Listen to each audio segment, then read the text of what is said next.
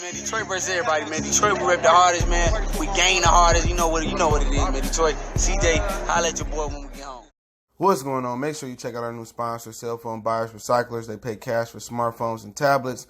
Like and share their social media pages, Facebook and Instagram, and websites in the description for a chance to win an iPhone. What you waiting on? Hurry up and go get that iPhone. All right, Terence Crawford and boxing scene. Where they took a clip from the IFL TV interview. You just don't know with them. And they kind of take credit for it. But he basically said that, you know, this kind of went over my head at the time, that he get criticized for his ops at 47. But the other fighters don't get the same criticism. So let's talk about it. Hit that subscribe button, bell icon button, share the videos, and that's facts. You know what I'm saying? It's big facts. You know, people talk about Jose Benavidez. People talk about Amir Khan. People talk about Jeff Horn. It had to happen. Did he fight anybody else? Ingus Kavalauskas. They talk about those 4 fights that he had at 47. One thing we know, he stopped all of them. All right? Another thing we know, the Jeff Horn fight had to happen because he had to obtain a belt. Everybody told him to get a belt. Errol Spence told him to get a belt. He had to get the belt. Jeff Horn beat Pacquiao. However you slice it, he beat him. It wasn't no 116 and 111 type fight. That fight was a close fight. You could have had a 2 points for Pacquiao at the most. You could have had a 2 points for Jeff Horn at the most.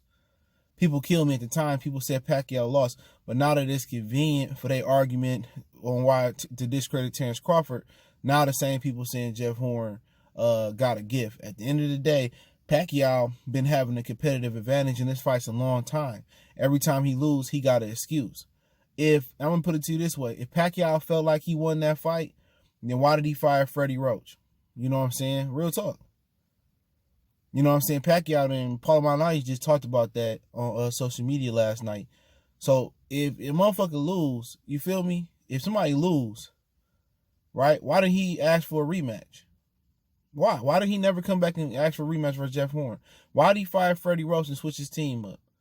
Pacquiao got an excuse. When he lost to Morales, he lost. They didn't have my gloves. Come on. Every time he lose, he got an excuse. He lost.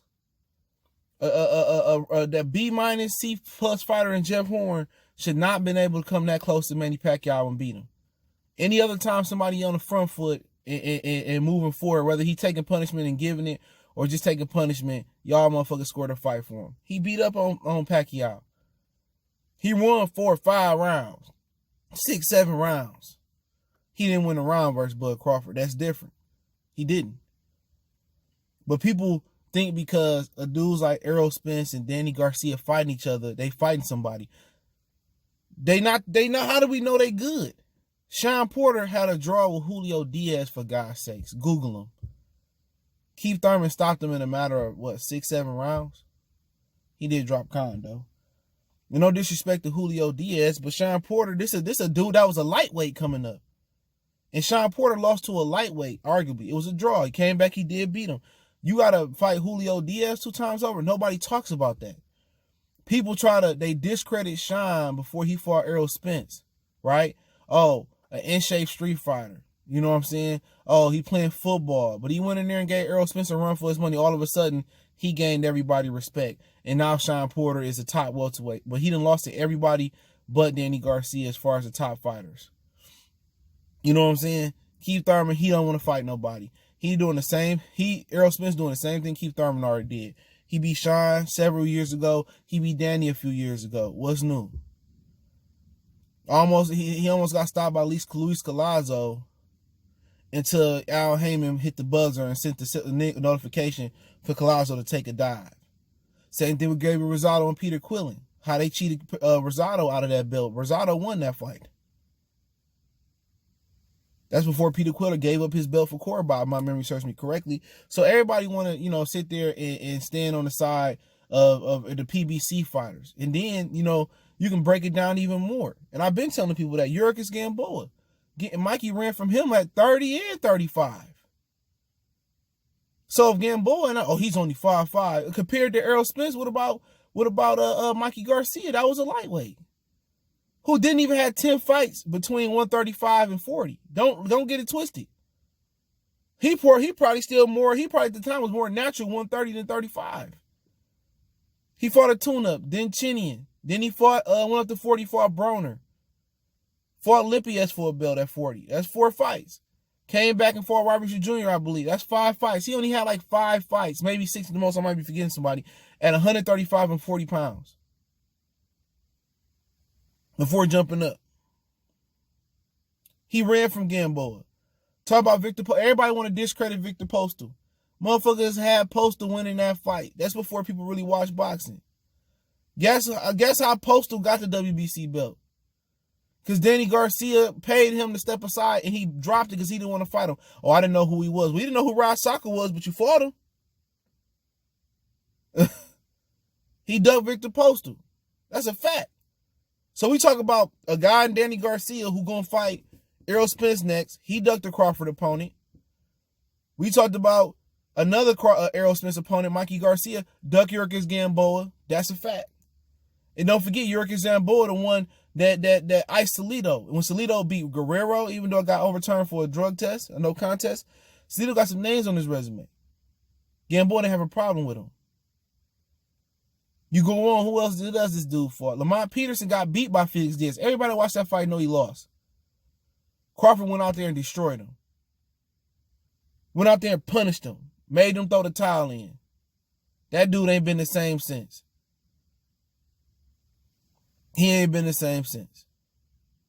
So you keep going on and on about cross-matching up the opponents. I can play the game the same way. He rubbed all 4 belts together plus the ring belt. He was recognized as the #1 fighter ring belt at 35. He was recognized at 40. It's been plenty of times where fighters step up and ain't done nothing in the weight class and they fight the #1 guy.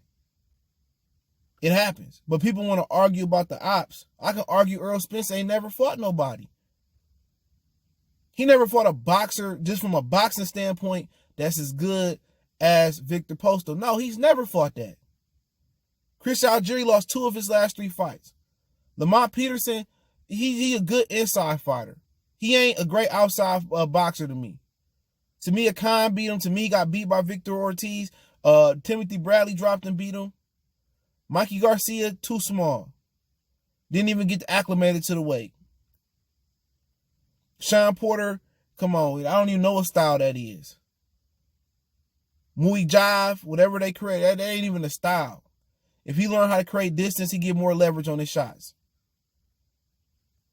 So who we talking about? Who was he fought? That's this monstrous killer. Who was he fought as this knockout artist too? You can say that about Crawford. But Postal did stop Matisse. That's something Danny didn't do. I don't give a hell about what happened before that with John Molina and Ruslan Provodnikov. Neither one of them could stop Matisse. But Victor Postal did. You know what I'm saying? And at the end of the day, I don't want to sit here and talk about the ops and this, that, and the third. We could argue that all day. It's not an argument. Errol Spence has not fought one slick fighter. And people say, well, Errol Spence is a pressure and he got power. He ain't that big a puncher. He ain't that big of a welterweight. He big, but he ain't Trinidad big. He ain't Tommy Hearns big. And he ain't really strong because he draining himself to make the weight. And what people fail to realize is these are all guys outside of Danny Garcia I mentioned that moved down in weight. Shawn Porter moved down several weight classes to make it here.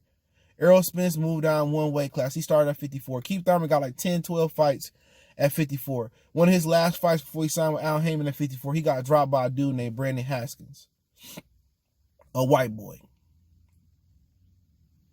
So we could argue that we could argue all day. You talking about some dudes that don't even belong in the division that should be at 160. Most of these dudes been at this division for 5, 6 years, drying it out because they scared to move up and compete. It's running from a lightweight that's proactive. But nobody talk about when Danny Garcia, when he could fight Terence Crawford, he fighting Brandon Rios. He fighting Adrian Granados damn near around the same time. He fighting Ivan Redcash, and his daddy called him out. He said he put $1 million up his son beat Crawford. We ain't forgot that. We ain't talk about Shawn Porter, who after he beat Danny Garcia, when Top Rank contacted him and asked, you know, you want to come over here and let's fight Crawford. I don't know if there was a multi-fight deal. Them that was told to me and Kenny and them said they loyal to Al. I ain't mad at him. And he go fight Ugas over Terence Crawford. We talking about Shawn Porter, if he really won a title fight versus Terence Crawford, him and Bob Arum in the same room for the Wilder Fury 2 press conference in Fox. Did he go over there like Kell Brooks say, I want the fight? Absolutely not. These are the facts. Don't forget, Shawn Porter as well, when Errol Spence got his IBF belt, they went over there. He said he didn't even want his belt back. So before you sit here and try to say Crawford is pussy, just look who you're talking to. Danny Garcia, one who semi-retired and took a year off when Errol Spence was calling his name, when Shawn Porter wanted the rematch. Name me a time that Terence Crawford ducked the smoke. Name me a time when somebody called out Bud and it didn't happen. I can name you times when people called out Shawn, Danny, Keith, and it didn't happen. Outside of Errol Spence, it ain't too many fights somebody called this name out other than Terence that he didn't fight him. So I can't vouch for him on that. Other than this Terence Crawford shit, if he want to claim it's political, people gonna buy it because it's size of the streets in boxing, like he said. But the other guys y'all talk about, Keith Thurman, come on, man. Shawn, Danny, they all then showed pussification. Only time Errol didn't put his tail between his legs is when it came to Terence Crawford. That's it. But to talk about the rest of them, them motherfuckers got no titles and they still don't want to fight them. They still ain't sent no offer. They still ain't trying to contact them. They ain't got no titles. So people talk about the other people ops. Dude, you can just talk about guys that are scared to come over and get a title. That all goes into the ops. Keith Thurman free as Denise Williams. But guess what? He ain't trying to he backtracked. Shawn Porter. His cell phone bill paid. Bud's cell phone bill paid. How long did it take to make that call? Mr. Telephone Man. You know, Danny Garcia did all that talking. All of a sudden, his sound go out like Teddy Riley last night versus Babyface. So come on, look who y'all talking about. Just because they fight each other don't make them elite. This ain't no Hagler, Hearns, Duran, Sugar Ray. This ain't that. We all seen they not that good. They just beat up on each other and then make them look good. Took them 5, 6, 7 years to all fight each other. They ain't that good beating up on each other. Like I said, they all fought each other over a 10-year span. It finally happened. Or a 7, 8-year span, 5-year span. It took that long to put Keith Thurman, Errol Spence, Danny, Shawn Porter in the ring together. And what does it tell me about them? You just the tallest midget in the classroom. You the tallest preschooler. It don't mean you the best. If they fight each other, people still won't rank them number one. Shawn Porter then lost several times. Danny Garcia officially then lost several times. Keith Thurman got beat up by 41-year-old, 40-year-old Pacquiao. So what does that tell me? Quickest way to be pound for pound is fight Bud, number one. And that's no cap. But y'all know what it is, man. I put the article in the description. Don't forget me on Facebook, Instagram, Twitter. You can reach out to me on any platforms. You got business question, inquiry, sponsorship, video request. Want to make a donation, Cash App, PayPal, description. Best way to donate is share the video. And like I said, I'm just somebody that want to see the fight, bro. That's it. I'm somebody that want to see the fight. But when people talking about the ops and all this, if the dude ain't fought nobody, it's an easy fight to make. You know what I'm saying? Because this shouldn't be the pinnacle of nobody's career, them fighting Bud. You know, especially the big fighters, because Keith can go up a weight class. Shawn can go back up weight classes. Errol can go back up weight classes. And he's talking about Canelo. This is just going to get him more money beating Terence Crawford ass to get more money versus Canelo. It's going to make it a better fight. But hey, it is what it is. One time for the one time we gone.